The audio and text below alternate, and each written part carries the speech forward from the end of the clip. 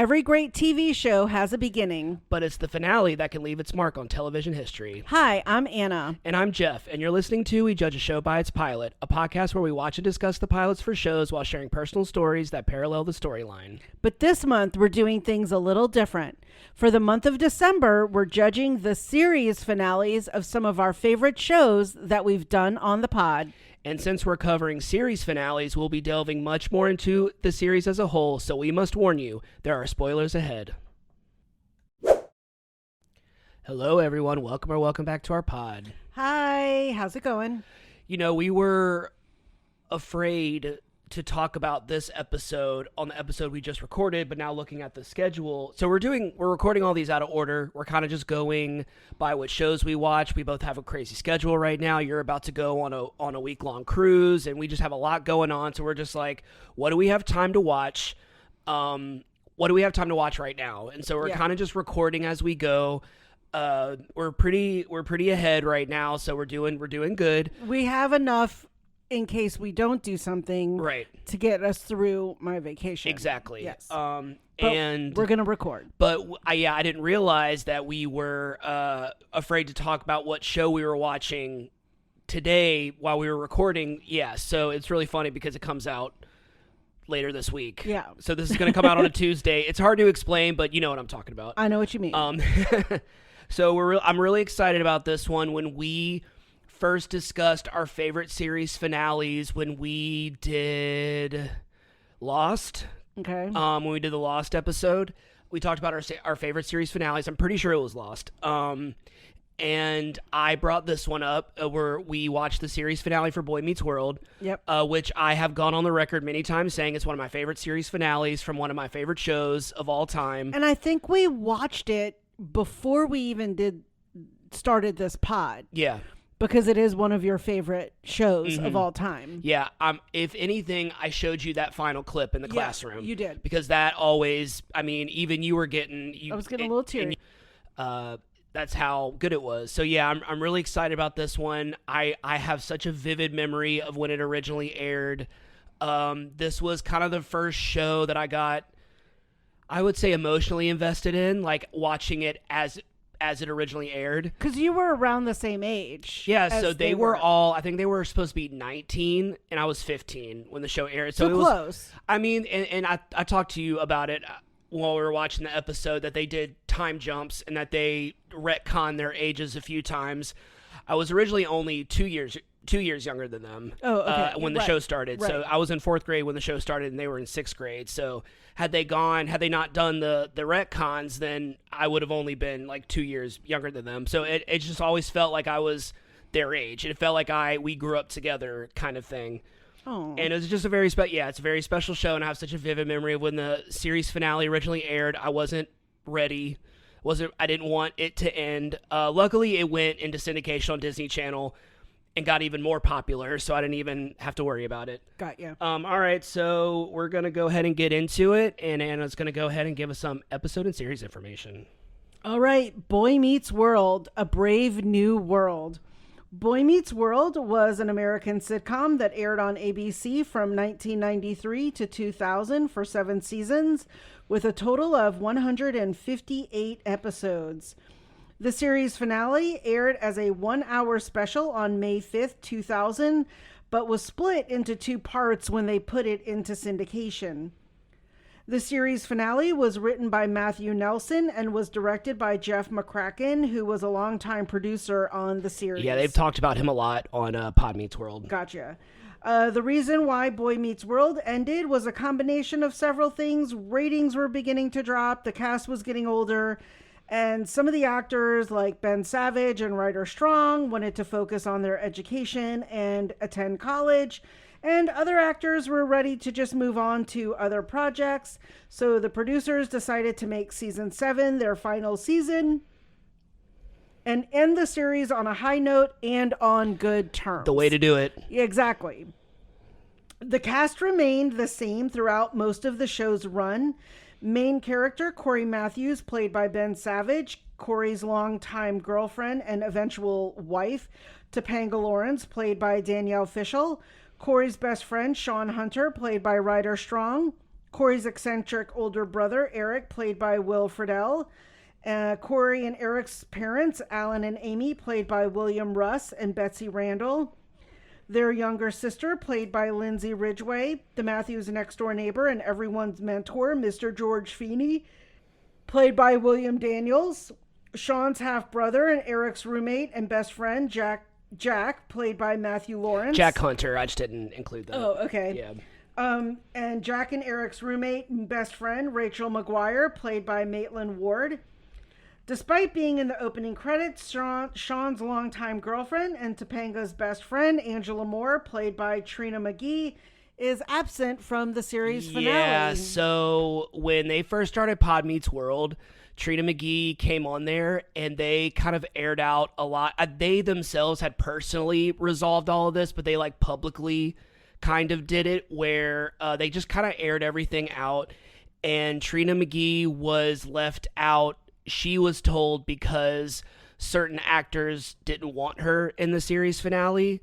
And the three that do Pod Meets World have confirmed that it wasn't any of them, and they've long since resolved this. I mean, Trina McGee appeared in the spinoff. She appeared in Girl Meets World. Oh, okay. But yeah, there was just a lot of, I feel like, miscommunication, and there was just a lot of, I don't know, they just ended her storyline at like the second to last episode, and she just left the show.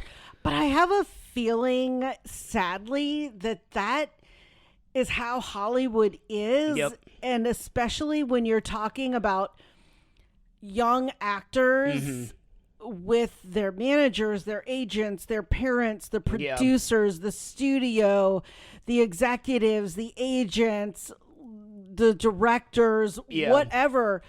You know, stuff is happening behind closed doors, and then they're coming out telling one version of the story when behind the door they all know their version of the story. And sometimes I feel like actors and actresses get the shaft, and we probably know about it in, you know, a multitude of different shows and among actors and actresses that have been deemed difficult, or I mean, not that this is what happened to her. I don't know what their reasoning was, but I just feel like Hollywood is a little tainted that way, and a lot of times they pit people against each other or take up, I mean, as we've discussed in other shows, where the producers and have their favorites that they cater to, and it's also just, it's really just not a good look that the only person of color in the entire cast was removed right before the season finale, with someone like Maitland Ward, who hadn't been on the show for very long.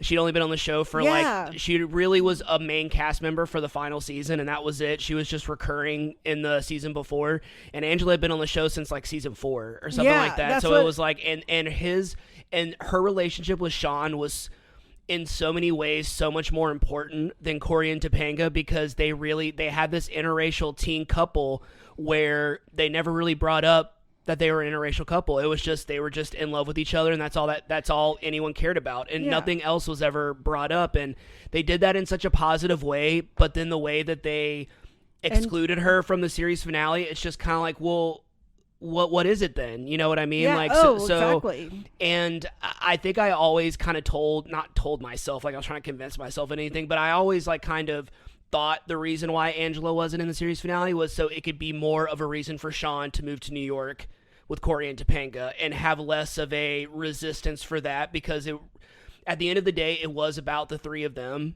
and Eric, but I mean, like, it was about the three of them. It was those three characters that the show kind of centered around, and sometimes Eric, but like for the most part, those three. So I thought maybe that was the point, but you know, when Trina McGee has kind of come out since and talked about other things, and kind of talking about working with Ben Savage and how he wasn't the easiest person to work with, and there were just a lot of egos, and you know, she felt very betrayed by the three that host Pod Meets World. Of course, like I said, they've long since she goes to all the events. They've made amends. She goes to all the events with them. She posts with them at like 90s Con and all that. So like they're all friends now, but except for Ben Savage, who is just randomly overnight unattached himself. Did I say Ben Savage? Yeah. Okay, I thought I said Fred Savage. I had Wonder Years on the mind. No, he just randomly overnight just unattached himself from Boy Meets World when he decided to run for Congress or Senate or whatever he's doing politically. I don't know. Right now, I know exactly. It just kind of happened. It literally just kind of happened overnight, and he like no longer is affiliated with Boy Meets World anymore. It's really kind of odd. Which is kind of weird. Yeah. Because, like, about how old were they when this ended? Like, the actors in real life. Okay, so I would say Ben Savage was 19, maybe 20. Oh, wow. Okay. Ryder Strong's about 20, 21. Danielle Fishel is my sister's age, so she would have been 19, maybe 18, depending on when her birthday is. And then everyone else is about the same age. Like, yeah, so Matthew Lawrence is the same age. He's 1980. So, and I'm putting this in air quotes. They're adults, but they're still very young. Yeah. They have been very sheltered by their parents, by their agents. Right. And so, that's what's kind of a bummer. The other big difference, I think, in the whole scheme of things, I think people forget that Trina McGee was a lot older than them, and she was born in 1969. And she's my age. I know, that's why I said that. And because she's been in the news for other reasons. She already So she was married and already had a kid when she joined, and then she just looked really young. Yeah. Oh yeah. And she still looks super young, and she was pregnant with her second child at one point when they were filming the show. So it was like, wow. Right. So it was like, and she supposedly hid her age. Kind of because this is pre-IMDb, this is kind of before all of that. So like internet existed, but people weren't going. There was no Wikipedia, there was no nothing. Oh yeah. You could type someone's name in, you could type a celebrity's name in, and if they weren't a household name, you couldn't really find anything about them. So yeah. Or if you had their IMDb page, like you would have their credits, and that's it. Stuff they might have put on it, or their agent, or something. Because that was a big thing. IMDb used to not be that popular of a website, and you could just edit. You can edit your own stuff. So that was the whole, point of it. All right. So the series finale focuses on Corey and Topanga, who are deciding if they want to move to New York after Topanga gets an internship at a law firm. Everyone is planning their goodbyes while planning the next phase in their lives. Throughout the episode, we are shown clips from past episodes to show how far everyone has come and how much everyone has grown. You can currently watch the entire series on Disney Plus. Did you like all of the clips and stuff? Yes, I did. And did you watch the series finale when it originally aired? Yes. So this was kind of still during the era where even though it was 2000, it was still the era where you could kind of not know that the show was ending until they were like, here's the series finale. It was it wasn't, I think it was a little bit more told ahead of time, but I was not going into season 7 and they weren't like, this is the final season. Gotcha. That just wasn't how they I mean, now when you're watching the final season of something, for the most part, if it's been going on for a while at least, if it's been going on for 5 or 6 seasons, they're like, oh no, we're done now, like with Stranger Things and all the other shows that are like, no, this is our final season. But this one kind of snuck up on me, and season 7 has a lot of really great episodes. This is one of those shows that got better as it went on, because as they got older, they were kind of able to be funnier, I guess, and they were able to have a more mature sense of humor about things. That's what I was gonna wonder. And once we get into season 4 and on, it just kept getting funnier and funnier. Of course, I love the early seasons because I just love the show in general. But season 5, 6, and 7, I can just start with season 5 and just go and watch all those 3 seasons because they're so good. I will say during our viewing earlier today, you and I were both laughing out loud. Oh yeah. And I've barely ever watched an episode of Boy Meets World. I mean, you've obviously watched it in its entirety. I was quoting it and stuff, yeah. But I've watched this episode and various other episodes, like the Jennifer Love Hewitt episode and other ones that are your favorites. And the art episode for your friend. Yes. Yeah.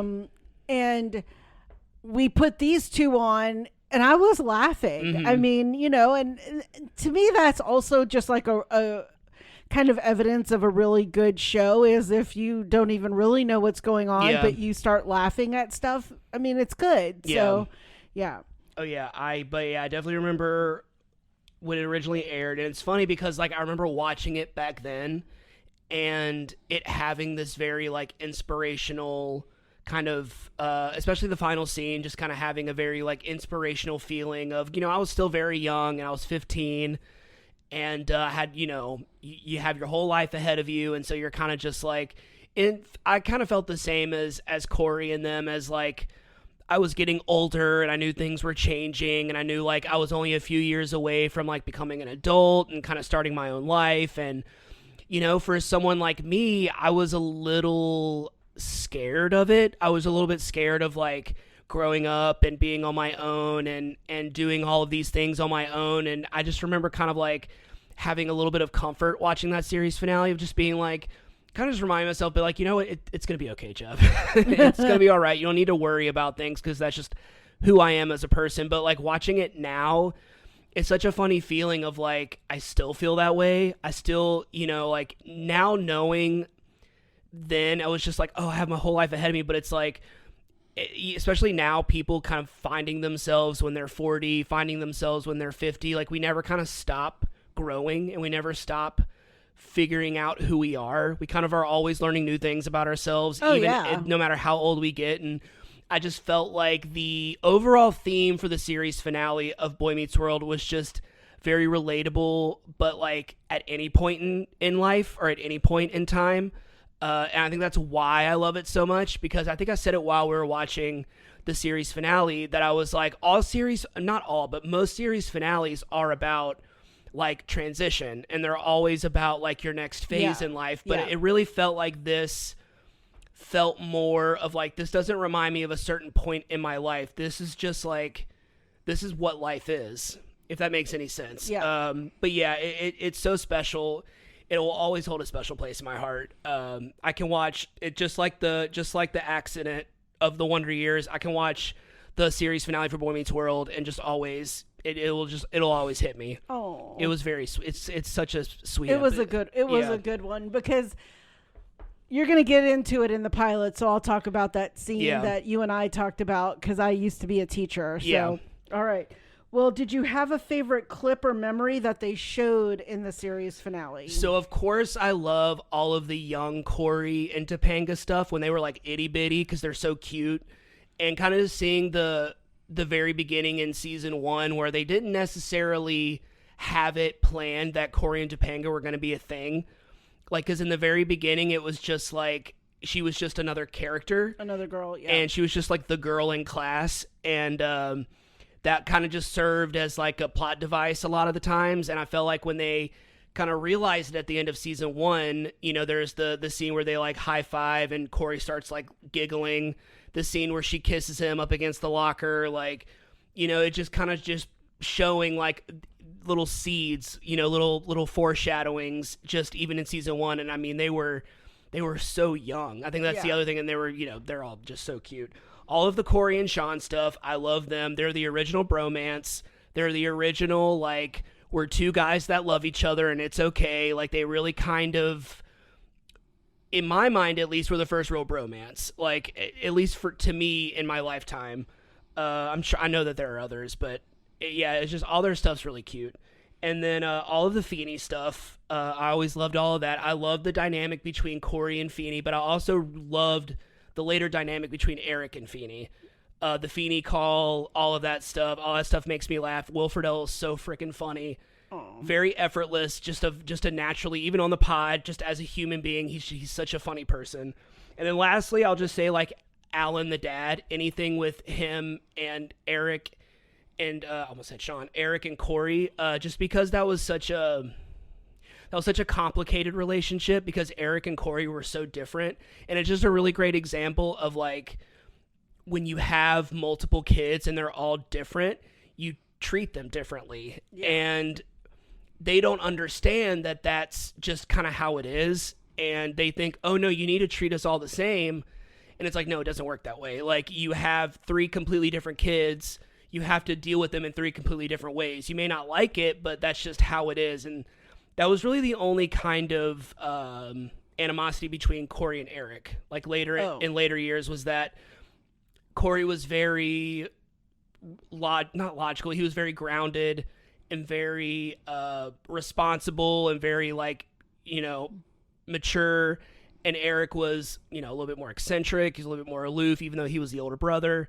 So I think Eric always felt like Corey was like the favorite, but in reality, Alan always kind of favored Eric. So it was just kind of always this struggle, and I felt like it was very relatable to anyone that has a sibling. I was gonna say, like, I think both you and I have felt that way. Yeah. Like, you have a sister and 2 stepbrothers, and I Yeah. have a brother and a sister, and I've always joked that my mom always gave us the ability to establish our own relationship. Yeah. Like, she didn't treat me any different than she would have because of things my brother or sister did. Right. Because they're older. So she let me establish my own path with her. I mean, Yeah. obviously I had rules and things, but my sister, if she's listening, was definitely the rebel. My brother was pretty good. I mean, I think he had his moments, but he was a pretty like good rule follower. And I was definitely a rule follower. I had a little rebel inside me as well, Yeah. but Yeah, I get it. I mean, my sister was much more of like the responsible one, and I was definitely the rebel of the family. I was definitely the bad one, if you really want to specify.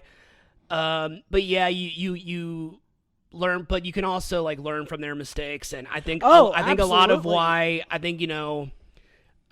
mean, honestly, I know my mom is eventually going to listen to this episode, and my sister's eventually going to listen to this episode, but all the times I got caught were even in comparison to all the other times I got away with it. So it's just kind of like... exactly. I mean, I'm going to say, I don't think I was ever really caught. Yeah. Particularly by my mom. I mean, I've always said my dad was gone a lot Yeah. because he worked out at sea. But, oh, yeah, I definitely learned from my siblings of how to maneuver my mom. Exactly. Absolutely. Yep. So, Same. yeah.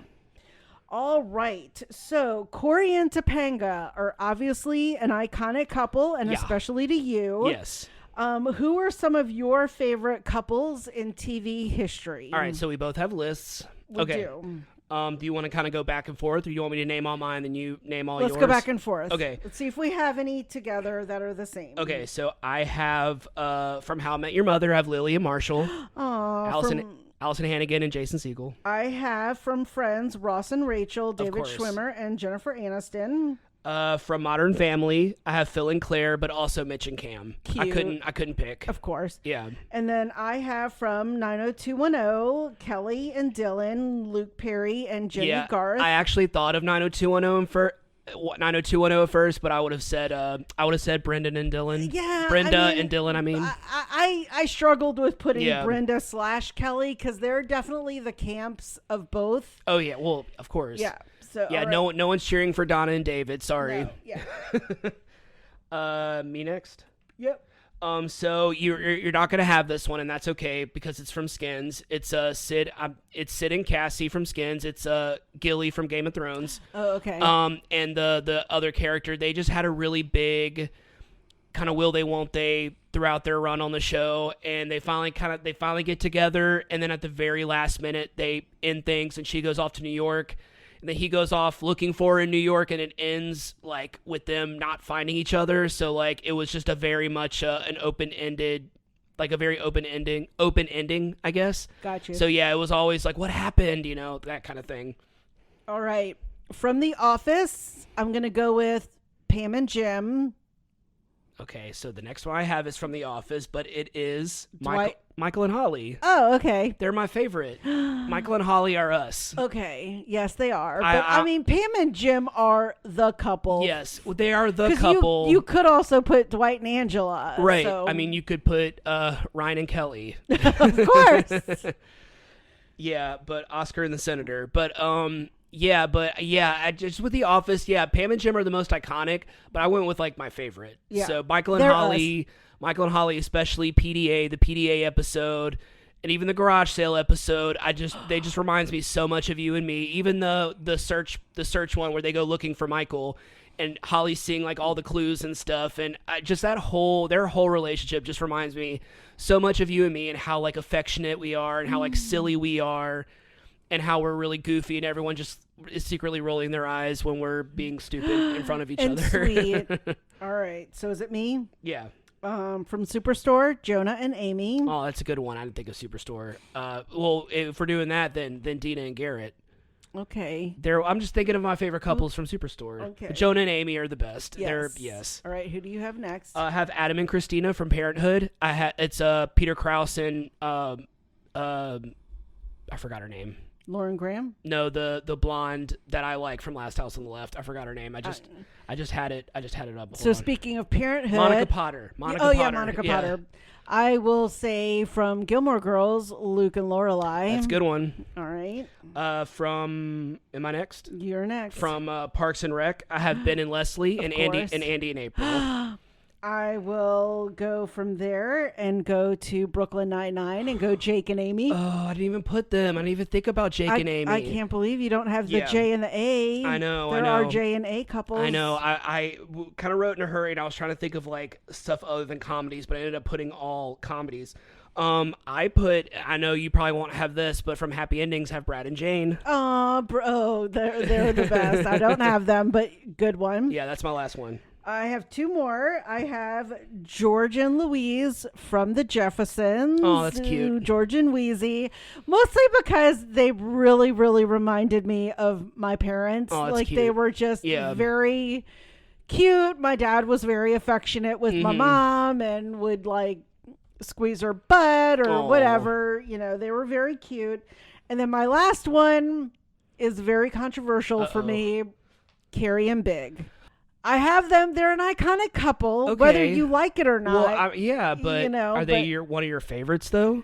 They're only one of my favorites because it's part of Sex and the City. Right. I mean, we'll talk about that because they are one of the pods coming up. Yes. Again, as a series finale. Yes. But they're an iconic couple. Oh, I agree. Yeah. Yeah. Whether they're my favorite or not. Because I would say Charlotte and Harry. Well, yes, but they didn't get together until like the last 2 seasons. I got you. You were going more iconic, and I was going more my favorites. Yes, I was going iconic. I got you. All right. So, do you want to get into the pilot summary, Let's do finale? It. I mean, the pilot summary, the finale summary. I know, old habits. All right. Okay, Brave New World series finale summary. Corey is pondering on whether he and Topanga should move to New York. While pondering on this, he has several flashbacks from their youth, including the time she pushed him up against the lockers and kissed him. I talked about that a second ago. Also, Jack, who has been struggling with the stepfather not giving money, decides to join the Peace Corps. So yeah, Jack was Sean's half-brother. I'm just telling you this because you didn't watch these episodes. Jack was Sean's half-brother that wasn't introduced until the beginning of season 5, and they have the same dad, different mom. And Jack lived with them for a little while, but then the mom met a rich guy, and so Jack kind of grew up with money. Gotcha. And so when Jack, I think at some point when Jack graduated from college, his dad cut him off. Oh. So I don't remember why. I don't remember what the whole reasoning was, but so this is why this was his whole storyline with like kind of always kind of getting away with things because of his privilege, and then finally his final chapter is like, I'm giving up the money and I'm going to do something good. I'm going to do something good with my life. Like, I'm going to try and be a better person. Okay. Topanga later arrives and tells Corey she will not pursue the internship and that they will remain in Philadelphia because that is her hometown and where all their friends and family are. This makes Corey very happy as he does not want to move to another state. Nevertheless, leave his family and friends. However, Sean bursts his bubble after informing him that Topanga was bluffing and that their relocation to New York will happen. Later, Eric goes to Mr. Feeney's house and tells him that he will also think about him, even though Later, Eric then goes to Mr. Feeney's house and tells him that he will also think about him, even though they may not be together and near each other much longer. While doing this, he also does the famous Feeny call. And because of the happenings, Feeny admits to loving the call. Eric then seeks that Mr. Feeny will help Corey understand change. So it was really funny when after Mr. Feeny admits that he loves the Feeny call, Eric surprises him with an Eric doll that when you pull the string does the Feeny call. And then this felt very improvised because you saw William Daniels laugh. He's like, look, it's me doing Mission Impossible. And then he does the string and it falls down. And then you just see William Daniels just start laughing. You're like, oh, that wasn't planned. because Will Friedle says all the time he was like he just lived to try and make him laugh to make William Daniels laugh all the time. Corey then confides into Mr. Feeny that he feels Topanga turned down the Brown Elliott internship because of him. Mr. Feeny then tells Corey that maybe Topanga didn't turn down the internship because of him, but unbeknownst to Corey, Topanga and Mr. Feeny already had a talk prior to their current conversation. Feeny then tells Corey not to stop Topanga from thriving because if he does this, she might stop growing as a person. Corey listens to Feeny's advice and decides to go to New York with Topanga. So yeah, Mr. Feeny did a really nice metaphor. He started talking about his garden. So Corey was like, oh yeah, a garden metaphor. Those are my favorite. Like, because that's a callback to season 1 where there was another conversation that they had about Corey's puny plant that he was trying to grow. And he was just like, no, if you put it in a new environment, it'll have a chance to grow its own roots separate from everything else. And that was a separate lesson for Corey earlier in the show. After their talk, Topanga then reveals to Corey about her fear of failing. Corey ensures her that if she does fail, he will love her even more because he saw a woman who went out into the world and took a gamble, which is very sweet. Meanwhile, Rachel reveals to Jack about her plans to join the Peace Corps with them. While at the Matthews residence, Eric decides to get a fresh start. Topanga then tells him not to change and that she loves her for who he is. Eric then bids his goodbye to Jack and Rachel. Minutes before their departure, Topanga decides to tell Corey and Sean that that Sean is coming with them to New York. Rejoiced, Corey and Sean start jumping and celebrating, which was also just very on brand for them. Eric bids his goodbye to Amy and Alan. While doing this, he has several flashbacks from previous seasons and also from previous episodes, which features their father-son relationship. That was really sweet. They showed when they were at the museum, and Eric's like interpreting the art and stuff like that. Yeah. That was a really sweet one. And then also the skydiving episode, which was really funny. Amy then reminds Corey not to get Topanga pregnant, so that was really funny. So Corey and Eric are standing next to each other when the mom says like, don't get Topanga pregnant until you're on your feet, and then Eric goes, I won't. Just being like, Sean then thanks Jack for helping him get through Chet's death, stating that he would never have gotten through without him. Chet, who appears in spirits, which was another very sweet thing. The dad appears in spirit, reminds his sons that he will always be there with them no matter what, no matter despite him not being physically there. Jack then tells Rachel to save a seat for him on the boat that she's riding and that he is also giving up his wealthy stepfather's money, much to Chet's detriment. Jack and Rachel then confirm that they will go to the Peace Corps together and that they'll always be there for each other. Finally, Corey's little brother Joshua bids goodbye, which I'm going to be honest, I kind of hate this scene. Okay. So the kid that plays Joshua, which is supposed to be Corey's little brother, he's played by the show creator's son. Oh. So it was a nepotism hire. This kid, he's very young. He's probably like 4 or 5 years old. This poor child was not an actor. And it is just this really weird exchange because he's like not reacting to anything that Corey is telling him.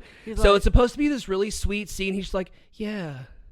He just keeps going like that. Yeah. And I mean, like, okay, sure, whatever. I mean, like, I'm not going to, this kid's probably like 30 now. So I don't feel like I'm being that mean, but like, it's just really kind of like, couldn't have gotten an actor. I mean, like, you couldn't have just gotten a little actor. Like I a know. 7-year-old pretending to at least, like, pretend he knows what he's doing. Corey then gives Joshua advice and says that he will be a part of the world someday, and that he'll also learn from the world, make mistakes in it, make amazing friends, and jokes that Feeny will probably be his teacher in every grade. After giving Joshua his advice, Corey finally understands that he has met the world, and this was actually really funny. He says, "Boy meets world. Now I get it." Oh. Eric, Sean, and Topanga then go to the car while Corey then says his final farewells to Alan, Amy, and also Morgan. Corey makes Morgan promise that she will take care of Amy and Alan. Okay, here's the final scene. We get it together. Finally, Mr. Feeny returns to his 6th grade classroom and is greeted by his favorite students, Corey, Sean, Topanga, and Eric. So Corey, Sean, and Topanga sit in their original seats that they always sit, Topanga in the front, Corey in the middle, Sean in the back. The four then go ask Mr. Feeny for his advice, but he says that he has taught them everything that they know and that they should believe in themselves and they will shine in the world. Eric then demands Mr. Feeny tell the group that he loves them. However, he refuses, saying that he loves all of his students equally, which was really funny because Then the response was like, oh, we know you're your favorites. It's like, you haven't even talked to another student for 7 years. Like, Yeah. that was probably you laughed at that one. I did, because I was like, as a teacher, you do have your favorite students. It's just natural. So any of my former students from River Oaks and Monroe who might be listening, you know who you are. So now they're all going to individually say their goodbyes to Mr. Feeny, which is the part that always makes me start tearing up, because you see Daniel Fishel not be Topanga in that moment, and you see her genuinely start crying. Topanga then embraces Feeny, thanking him for everything that he has ever taught them, and also for being a father figure to her. And she says, she was like, "You're more of a father to me than my own dad was." Like, I mean, and that's... You That's know, a lot. and she had great, I mean, in the backstory with Topanga, she had good parents. It wasn't that like she didn't have a good dad or anything. It was just, he was just more present in her life, I guess. Yeah, I just said that. Okay, so next, Sean thanks Mr. Feeny for never giving up on him, despite his many shenanigans, tells him that he will never forget them, and that he is also the best person that he knows, which, once again, Ryder Strong, just like barely keeping it together. Oh, I can tell. Because him and Daniel Fishel are the emotional ones. They've talked about that many times on the pod. They're the emotional ones, and Will's always the one that like keeps it together. Eric then assures Mr. Feeny that he will be a good person. This is really funny. He's like, "You taught me to be a good person and how to be good to everyone, and because of that, I blame you." It was a really funny scene. He thanks Mr. Feeny for everything that he taught him through a lifetime. He goes to shake his hand and then kind of walks away and hugs him. It was a really funny scene. And then Corey, so it's time for Corey's goodbye to Mr. Feeny, and he calls him Mr. Matthews. He was like, "I think we've known each other long enough for you to call me Corey." He's like, "I've known you long enough to call you Cornelius," which we are now revealed that Corey's full name is Cornelius, and no one knows this, not even Topanga. Oh. Corey then tells Mr. Feeny, despite him not going to New York with them, that he'll always be with them, and all of the lessons that he has taught them. After they leave, Mr. Feeny says, "I love you all. Class dismissed." Whew. So, end of series. Such a great series finale. He also said something that I thought was really important. Okay. He also said, "Do good." Yes. And Danielle Fishel, Topanga, goes, "Don't you mean do well?" Yeah. And he said, "No, I mean do good." Oh, yeah, he said, so yeah. The difference is to like actually go and Yep. do something versus do and well as the adverb. I love the I loved that. dream, try, do good. I'm like, just so simple, but like just such great advice. You know, it's just Yes. like, do well, obviously, but do good. And I see we're both trying to Cheering keep up. it together right now. I mean, the show is so great. I will never ever not love this show. It's such a, I think out of all the shows we've done, as much as I love the Wonder Years and all the other shows that we've done, I think Boy Meets World will always have like the most special place in my heart when it comes to all these shows. Yeah, because I mean, that one had a personal thing for me. I mean, it's kind of funny in December we're like crying at all these series finales. Because that was like one of the last things my dad said to me was to just be a good person. Yeah. And to take care of my mom when he died. So that really hit me because I think there's a big difference with just doing something good in the world. I mean, so, and I did also want to say one of the things that I loved, and this is just another evidence that I was paying attention, was in all the flashbacks. I just loved all of the Topanga hairstyles. Oh, yeah. I mean, that was her hair like went from through it. Straight to curly to really curly to straight to up to down. I mean, it was just hilarious. Oh, they had an entire episode about her cutting her hair. I mean, like, because she had the long hair that she had long for such a long time, and she cut her hair on the show. That was an entire episode. Wow. It was such a big deal. It Kind was of like, a whole Felicity thing. I was just about to say, just like with Carrie Russell, because I remember when Carrie Russell cut her hair. We didn't talk about this on the Americans episode, but like I remember when she cut her hair, it was like the internet broke before the internet breaking was a thing. It was just like everybody was talking about Carrie. Well, it became written in contracts that you couldn't change your look after that because she didn't have permission. Mm-hmm. I think it was Fox or CW or whoever, whatever TV show she was on. So I'm sure your hair became a thing. Yeah, I don't know the full story with Daniel Fishel's hair. I think she just cut it and just came to set and was like, "It's done." Oh, and, okay. and that's it. Yeah, so that may have been pre-Felicity. All right, you think that about wraps this one up? I think it does. I will tell you, I have not written any emojis down. But, Okay, that's fine. But as you do your outro, Think of something. I'll think of some. Well, that about wraps up this episode. Thanks for tuning in. If you haven't already, go ahead and follow us on whichever platform you're listening to this podcast on. That way you'll be notified every time we publish a new episode.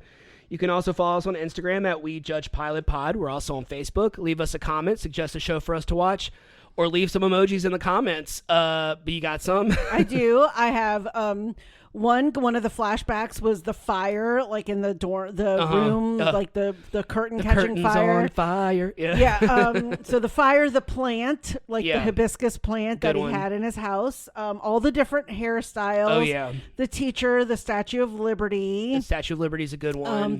Any of like the family, friends, any of the people emojis.